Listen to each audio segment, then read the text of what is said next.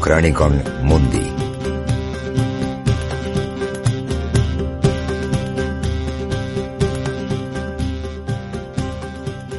Bienvenidos a este episodio sobre el Gran Capitán. Hoy vamos a hacer algo un poco diferente, porque normalmente al hablar de Gonzalo Fernández de Córdoba uno piensa enseguida en Ceriñola, en Garellano, en sus victorias. Pero nosotros vamos a poner el foco justo en lo de antes.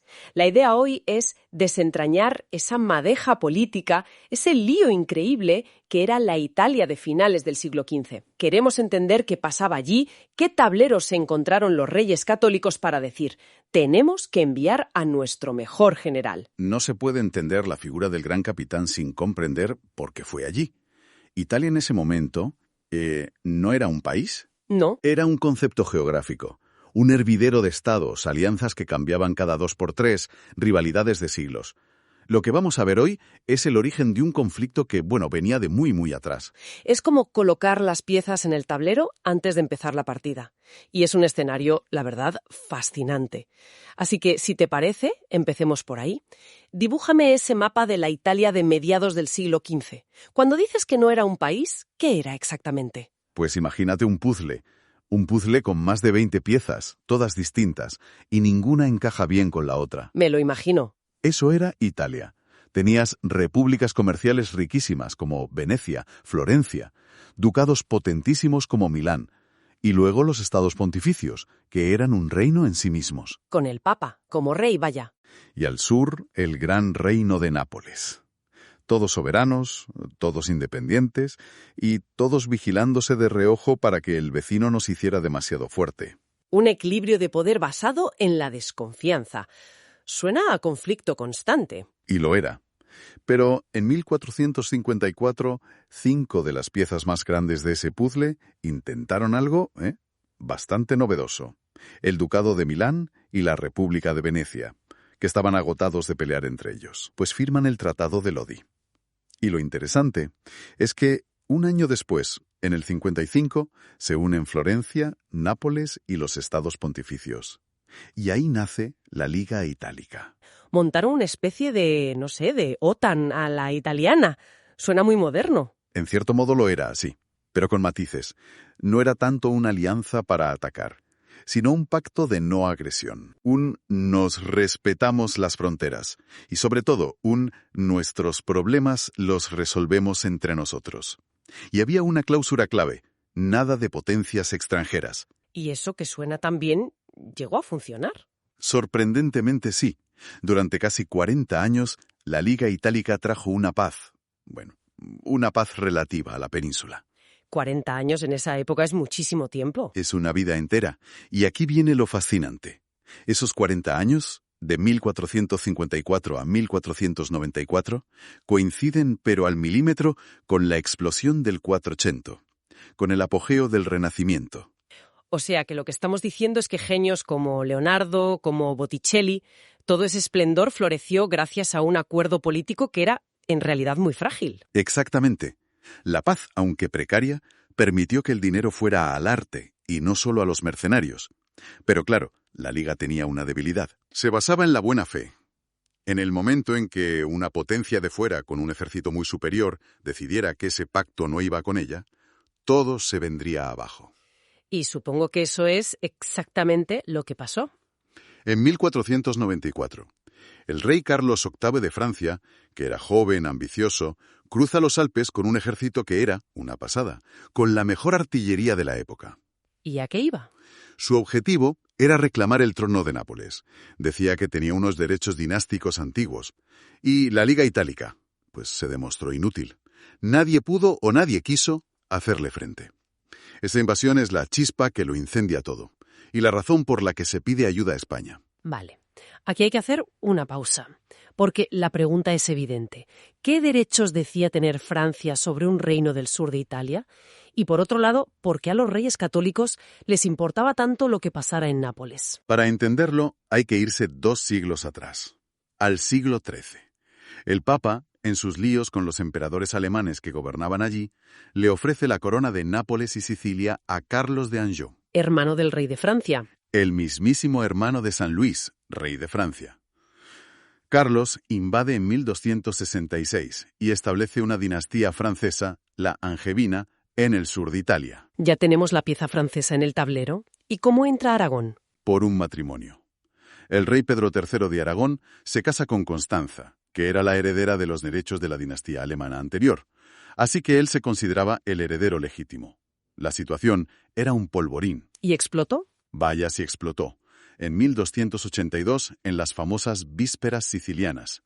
El pueblo de Sicilia se levanta en una revuelta brutal contra el gobierno francés, que era muy duro, y los expulsan de la isla. Y entonces le ofrecen la corona a Pedro III de Aragón. Que acepta, claro. Acepta, desembarca y es coronado rey de Sicilia. Y eso nos deja un mapa partido en dos, imagino. Precisamente, una división que va a durar casi 2 siglos. Por un lado, la isla de Sicilia que queda bajo dominio de la corona de Aragón. Por otro, la parte continental, el reino de Nápoles, que sigue en manos de los franceses, de los Anjou. Y claro, en guerra casi permanente. Hasta que llega una figura clave de la corona de Aragón en el siglo XV. Alfonso V, el Magnánimo, un rey que dedicó su vida entera a un objetivo, conquistar Nápoles. Y en 1442, por fin, lo consigue. Entra en la ciudad y reunifica el llamado Reino de las Dos Sicilias. Parecía que el conflicto por fin se había acabado. Pero en historia siempre hay un pero. Siempre. Y este es un pero gigantesco. Cuando Alfonso muere en 1458, toma una decisión que lo vuelve a liar todo. Vuelve a separar los reinos. Deja la corona de Aragón y la isla de Sicilia a su hermano Juan II, pero el reino de Nápoles, el que tanto le había costado conquistar, se lo lega a su hijo ilegítimo Fernande, o Ferrante, como se le conocía. Una decisión en un testamento reinicia un conflicto de 200 años, porque crea una nueva rama de la familia, aragonesa, sí, pero ahora italiana, en Nápoles. Exacto. Separada del tronco principal. Y eso lo complica todo, porque esta nueva dinastía napolitana ahora tiene sus propios intereses, que no siempre van a ser los mismos que los de sus primos de Aragón. Hablemos de ese rey, de Ferrante, porque reinó mucho tiempo, hasta 1494, justo el año de la invasión. ¿Qué tipo de rey fue? Ferrante es una figura fascinante, un príncipe renacentista en toda regla, para lo bueno y para lo malo. Por un lado, convirtió la corte de Nápoles en un centro cultural brillantísimo, pero por otro, gobernó con una astucia y una crueldad que eran legendarias. Se enfrentó a conspiraciones de sus varones y las aplastó sin piedad. Dicen que algunos enemigos los hizo momificar y los tenía expuestos en un museo privado como advertencia. Un hombre que sabía mandar mensajes, desde luego. Vaya que sí, pero a base de mano dura y diplomacia mantuvo el reino a flote. Ahora bien, en esta historia hay otra figura, a menudo en la sombra, que es clave para entender por qué interviene Fernando el Católico, su mujer, la reina Juana de Aragón. ¿Por qué es tan importante? Por 2 cosas. Primero, no era una reina consorte sin más. Tenía una experiencia política enorme. Su padre, Juan II de Aragón, la había nombrado virreina en Cataluña. Sabía gobernar, vamos. Entiendo. Aportó su experiencia al reino de Nápoles. Lo segundo es el lazo de sangre. Juana de Aragón era hermana de Fernando el Católico. No era una prima lejana, era su hermana. Y este vínculo directo convierte un problema estratégico en un asunto de familia para el rey de Aragón. Claro, ahora la dinastía de Nápoles no es solo un aliado, es familia directa. Y supongo que para Fernando Nápoles no era un capricho, estratégicamente era vital. Era el ancla de Aragón en el Mediterráneo central. Protegía las rutas comerciales con Sicilia y Cerdeña. Era la barrera contra Francia y contra la nueva amenaza que venía de Oriente, el Imperio Otomano. Perder Nápoles era quedar expuesto. Bien, pues tenemos todos los ingredientes. Italia dividida, la lucha histórica Francia-Aragón y ahora un vínculo familiar directo. La tensión es máxima. Y entonces, como decías, en 1494 muere el viejo rey Ferrante. En el peor momento posible, justo cuando el ejército de Carlos VIII de Francia se prepara para invadir. Le sucede su hijo Alfonso II, que hereda un reino al borde del precipicio. ¿Y qué hace Alfonso II? ¿Intenta defenderse? Lo intenta, pero es que es imposible. El avance francés es un paseo. Los estados del norte de Italia o le dejan pasar o directamente le ayudan para sacar tajada. El pánico se apodera de Nápoles. Y en medio de ese caos, ¿quién da un paso al frente? La reina viuda, Juana de Aragón. Al ver que su hijo está superado, es ella la que mueve los hilos. Pide ayuda formalmente al Papa y, de forma decisiva, envía mensajeros a su hermano, el rey Fernando, pidiendo auxilio militar ya. Pero la ayuda no llega a tiempo, por lo que parece. No, el avance es fulminante. Alfonso II, completamente hundido, abdica en su hijo, un joven llamado Fernando II, Ferrandino, y luego huye a Sicilia. La situación es insostenible. Y la reina Juana, la que había pedido ayuda, Se ve obligada a huir también. Al final, toma la decisión de ir a buscar la ayuda en persona. Se embarca y pone rumbo a España.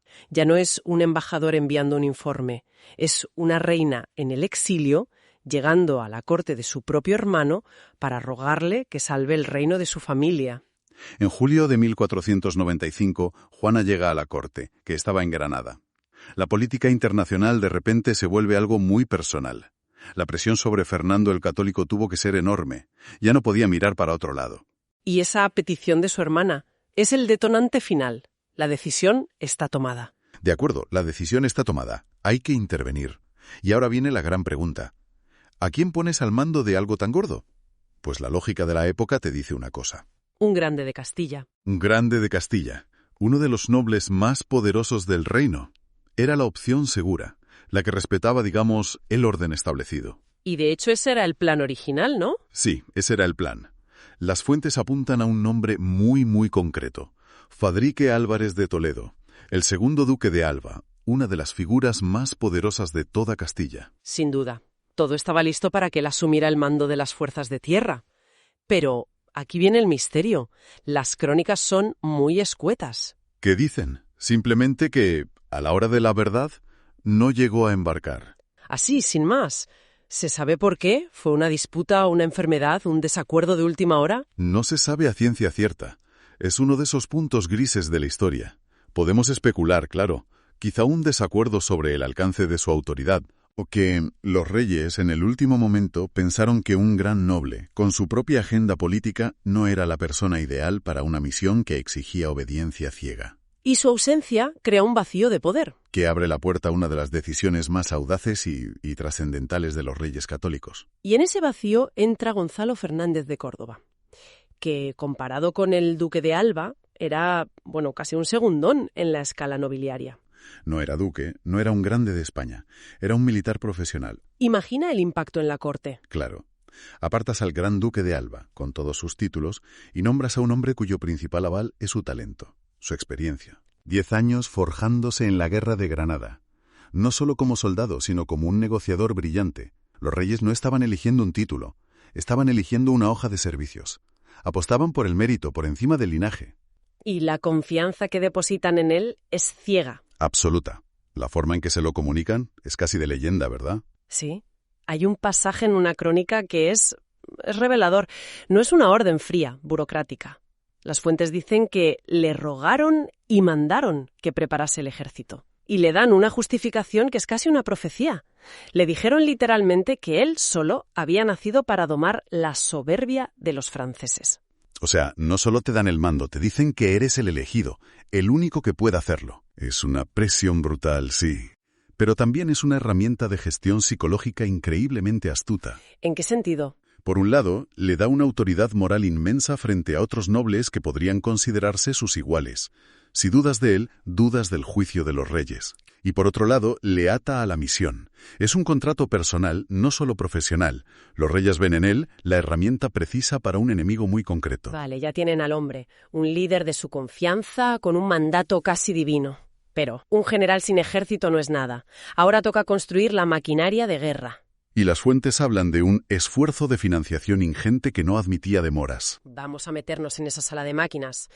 ¿De qué estamos hablando exactamente? Estamos hablando de la mayor movilización de recursos desde el final de la conquista de Granada. Un esfuerzo a escala nacional. Hombres de toda la península, de todas partes, y de forma muy específica. Por ejemplo, a Galicia se le piden 1000 peones. Y se detalla 500 ballesteros y 500 lanceros. A Asturias, otros 300. Se buscaba una infantería muy concreta, muy equilibrada.